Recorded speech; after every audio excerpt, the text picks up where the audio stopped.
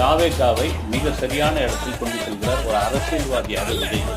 2026 எலெக்ஷனை மிக கரெக்டாக வந்து கொண்டு போகிறார். ஒவ்வொரு விஷயமா கொண்டு போகிறார். ஏன்னா நான் கூட சோசியல் மீடியாவில் பார்த்தேன். பரந்தூருக்கு வந்தார். வந்து 39வது தலைவராக விஜய் வந்திருந்ததுதான் எங்கள் பரந்தூர் விஷயம் வந்து நேஷனல் செய்தியாக மாறிச்சு. உடனே வந்து வேங்கை வயலுக்கு நான் போகிறேன் அப்படிங்கும்போது அதுக்கான குற்றவாளிகளை நான் கண்டுபிடிச்சிட்டோம். உடனே வந்து சிபிசி போலீஸ் இப்போ வரேன்னு சொன்னதுக்கே இந்த மாதிரி ஆயிடுச்சு. அப்போ பாருங்க, உண்மையிலே நான் திரும்பவும் சொல்றேன், விஜய் உச்ச நட்சத்திரம் 250 கோடியிலிருந்து 300 கோடி வரைக்கும் சம்பளம் வாங்கக்கூடிய ஒரு நபர், சம்பளம் கொடுக்கக்கூடிய இடத்துல இருக்கிறாங்க. இதெல்லாம் வேணாம். நான் வந்து என் கடைசி படம் ஜனநாயகன், நான் வர உள்ள அரசியல் அந்த மாசை இந்த மாதிரியான விஷயங்களுக்கு, இந்த மாதிரியான பொதுவான இதுகளுக்கு கேட்கக்கூடிய இடத்துல விஜய் இருக்கும்போது அந்த விஷயம் பெரிய பரபரப்பான விஷயமாக மாறும்.